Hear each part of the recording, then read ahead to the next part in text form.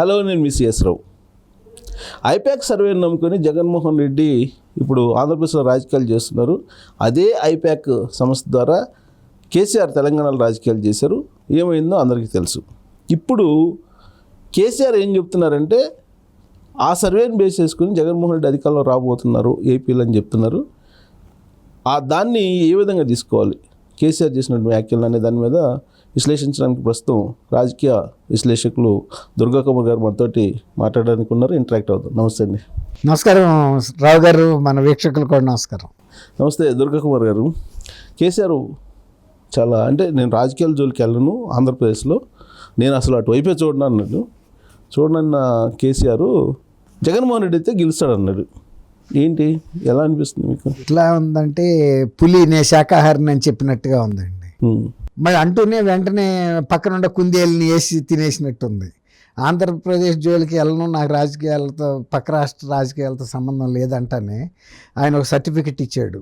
జగన్మోహన్ రెడ్డి గెలుస్తున్నట్టు నాకు ఉన్న సమాచారం అని 2 సార్లు చెప్పాడు ఆయన. మరి ఆయనకున్న సమాచారం స్వరాష్ట్రంలో 10 సంవత్సరాల అధికారంలో ఉండి తెలంగాణ పితగా వ్యవహరించిన వ్యక్తి ఆయన ఎలక్షన్ రిజల్ట్స్ వచ్చి ఓడిపోయేరాక గెలుస్తాననే భ్రమలోనే ఉన్నాడు. ఆయనకి అట్లాంటి సమాచారం వస్తున్నప్పుడు పక్క రాష్ట్రం నుంచి వచ్చే సమాచారం మాత్రం ఎంత విశ్వసనీయత ఉందని మనం అనుకోవచ్చు. ఆయనే సరిగ్గా చేసుకోలేకపోయాడు. నా జ్వరం ఉంది, నాకు ఎంత జ్వరం ఉందో నాకు తెలియకపోతే మీ జ్వరం ఎట్లా స్విచ్ చెప్తాను నేను? నాకు తెలవాలి కదండి, థర్మామీటర్ పెట్టుకుని చూసుకోవటం. రాంగ్ థర్మామీటర్ మీకు కూడా పెట్టి ఇదిగో ఈయనకు కూడా జ్వరం ఉంది అన్నట్టు ఉంటుంది. కాబట్టి అది మనం పెద్ద ఒకటేంటంటే 2019 ఎన్నికల్లో జగన్మోహన్ రెడ్డి గెలవడానికి అన్ని రకాలుగా సపోర్ట్ చేశారు కేసీఆర్. దాని వెనక పెద్ద కుట్ర ఉందని చెప్పి అంటూ ఉంటారు. ఎందుకంటే ఆడ అమరావతి ప్రాజెక్ట్ కనుక కూలిపోతే ఇక్కడ హైదరాబాద్ పెరిగిద్దనో, లేకపోతే అక్కడ చంద్రబాబు నాయుడు ఉంటే కాంపిటీషన్ తట్టుకోలేడని చెప్పో ఏదో సంథింగ్ ఆయన ఆలోచన.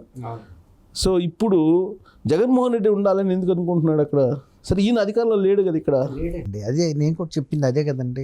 ఇప్పుడు ఆయన తుడుచుకోలేని పరిస్థితుల్లో పక్కనాడు గురించి చెప్తున్నాడు అంటే అది ఎంతవరకు విశ్వసనీయమైంది అనేది మనం తెలుసుకోవాలి.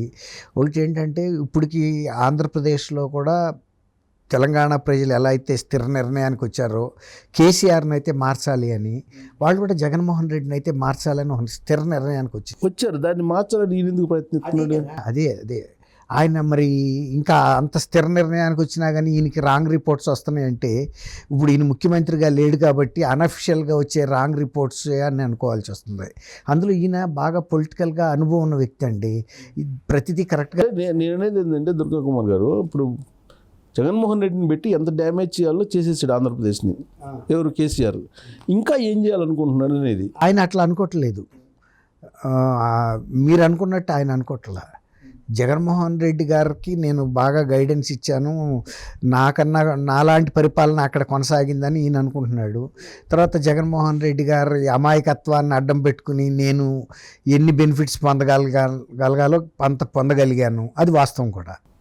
ఎందుకంటే నువ్వు నాకు తమ్ముడురా, శిష్యుడురా, బుడ్డాడురా, అది ఇది అని పిలిపించి ఎన్ని రకాల బెనిఫిట్స్ పొందాలో పొందేశాడు. సచివాలయాన్ని తీసేసుకున్నాడు, బిల్లు కరెంట్ అడగకుండా చేశాడు, సచివాలయాలు రాష్ట్రానికి సంబంధించిన విభజిత అంశాలన్నింటిలోనూ అడగకుండా మొహాట పెట్టేసి శాలువా కప్పి నోరు మూసేసి నోట్లో స్వీట్ పెట్టి పంపించేసాడు. ఆ రకంగా బెనిఫిట్ అయ్యాడు.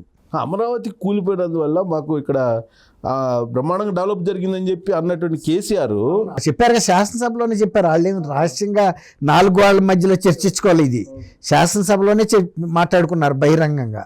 అది వాస్తవం. మరి ఎందుకు అంత జరిగిన తర్వాత కూడా మళ్ళీ జగన్మోహన్ రెడ్డి ఆంధ్రప్రదేశ్కి ముఖ్యమంత్రి కావాలని ఆయన కోరుకుంటున్నాడు? అంటే కోరుకోవటంలో తప్పు లేదండి. ఇప్పుడు చంద్రబాబు నాయుడు గారు ఆయనకి పోటీదారు, వయసులో కానీ, అనుభవంలో కానీ, ఇమేజ్లో కానీ.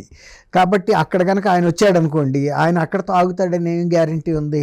ఇప్పుడు తెలంగాణలో ఆల్రెడీ వాళ్ళకి హిడెన్ రూట్స్ ఉన్నాయి. పైకి కనపడిపోవచ్చు, షూట్స్ కనపడిపోవచ్చు.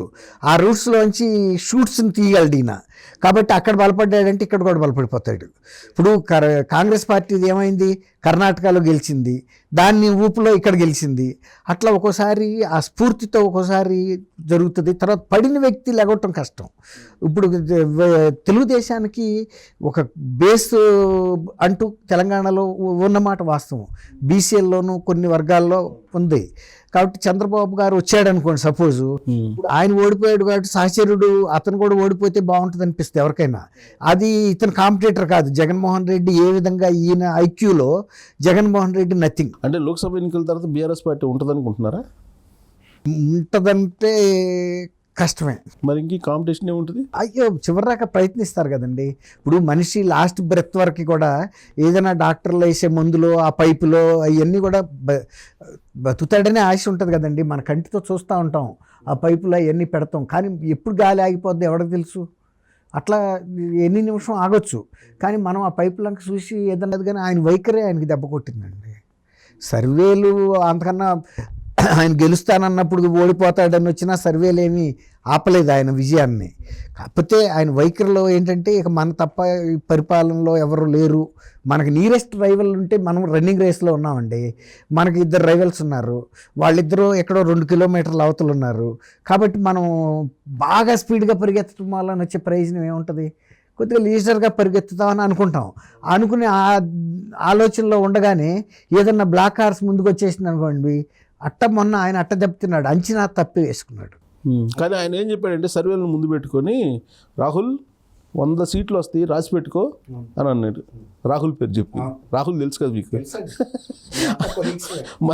మరి ఇప్పుడు అలాంటి సర్వేలను బేస్ చేసుకొని మరి జగన్మోహన్ రెడ్డికి ఏంటి చెప్తున్నాడు? జగన్మోహన్ రెడ్డిని కూడా ముంచేయాలైనా? జగన్మోహన్ రెడ్డి ముంచాలనా, లేకపోతే ఆంధ్ర ప్రజలకి ఏదైనా బూస్టర్ లాగా కేసీఆర్ గారు కూడా చెప్పాడు గెలుస్తాడని కొంతమంది ఓట్లు వేస్తారని, మార్జినల్గా అటు ఇటు గోడ మీద పిల్లుల్లాగా ఉంటారు కదండి న్యూట్రల్ ఓటర్స్, వాళ్ళు ఏమన్నా ఇన్ఫ్లుయెన్స్ అవుతారని ఆయన అనుకుంటా ఉండొచ్చు. కానీ నా వ్యక్తిగత ఉద్దేశం అయితే, ఆయన ఎప్పుడైతే జగన్మోహన్ రెడ్డి గారి గురించి ఇట్లా చెప్పాడో, కొంతమంది న్యూట్రల్స్గా ఉన్నాళ్ళు లేకపోతే జగన్మోహన్ రెడ్డికి ఓటేద్దాం అనుకున్నా కూడా, ఇప్పుడు జగన్మోహన్ రెడ్డికిను కేసీఆర్కి మధ్యలో ఏం సంబంధం లేదు, ఆయన ఓడిపోయి రిటైర్మెంట్లో ఉన్నాడు అనుకుంటున్నారు. ఇంకా లైవ్ వైర్ ఉందని అంటే కొంతమంది జగన్మోహన్ రెడ్డికి వేసేవాళ్ళు కూడా వేయరు ఇప్పుడు. అంతేనంటారా? జరుగుతుంది. ఇప్పుడు ఇక లోక్సభలో ఇప్పుడు బీఆర్ఎస్కి వేసేవాళ్ళు కూడా వేయరా? ఎవరు? ఏడు కూడా నష్టమేనా? ఇప్పుడు లోక్సభ జరుగుతుంది. అవును, అది నష్టమే అండి. ఇప్పుడు ఇంకా జగన్మోహన్ రెడ్డితో పెట్టుకుని ఆ లాస్ట్ మినిట్లో నాగార్జున సాగర్కి వచ్చి హెల్ప్ చేయమంటే చేశాడు. చేస్తే ఏమన్నా వెలిగిందా? ఇక్కడ ఏమన్నా పని చేసిందా? బల్బు పని చేయలేదు కదా. కాబట్టి జగన్మోహన్ రెడ్డి మీద ఆంధ్రప్రదేశ్ ప్రజల కన్నా తెలంగాణ ప్రజలకే వ్యతిరేకత ఎక్కువ ఉందండి. అతని గురించి వీళ్ళు దూరం నుంచి చూస్తున్నారు కాబట్టి ఆయన వ్యక్తిత్వం పూర్తిగా తెలుసు. ఇప్పుడైతే మొత్తం మీద ఉన్న 4 ఓట్లు లోక్సభలో బీఆర్ఎస్ పోతాయి అంటారు. బీఆర్ఎస్కి అదేనండి. ఇప్పుడు జగన్మోహన్ రెడ్డి పేరు ఎత్తకూడదండి. ఆయన ఈ టైంలో ఆయన ఎత్తకూడదు. ఎత్తినందువల్ల ఇద్దరికి నష్టమా లేకపోతే ఒకరికి నష్టమా? ఇద్దరికి నష్టం. సో కాబట్టి ఇది అనాలోచితంగా చేసిన కామెంట్ అనుకోవాలా? చంద్రబాబు నాయుడు గారి మీద మొన్న కనుక ఆ కామెంట్ చేయకపోతే బీఆర్ఎస్కి ఇంత ఓటమి ఉండేది కాదు కదండి, వ్యతిరేకత వచ్చేది. అసలు అక్కడి నుంచే ఫాల్ మొదలైంది. అసలు అనవసరపు అంశంలో జోక్యం చేసుకోబట్టే. అంటే టైం బాగాలేకపోతే ఇంత అదే జరుగుతాయండి. వాళ్ళ పాపం ఆయనకి యాక్సిడెంట్ కూడా అది జరిగింది అంటున్నారు. కాన్వాయ్లో టీఆర్ఎస్ వాళ్ళ ఫీలింగ్ ఏంటంటే, ఏంటి మా పెద్ద ఆయనకి అన్నీ ఎదురు వస్తున్నాయి మళ్ళీ అని. కాన్వాయ్ సుబ్మాని విజయయాత్రకు మొదలెడితే ఎవరికేం అవలా అదృష్టం అది. కాకూడదు కూడా, కాకూడదండి. కానీ మొత్తం మీద బూమరాంగ్ ఆయన చేసినటువంటి కామెంట్ అయితే ఆయనకి నష్టం చేసుకున్నాడు, ఆయనకి వ్యతిరేకంగా జగన్మోహన్ రెడ్డికి కూడా నష్టం. రైట్. థ్యాంక్ యూ అండి. Thank you very much. Thank you Rao గారు. మన వీక్షకులకు కూడా నమస్కారం.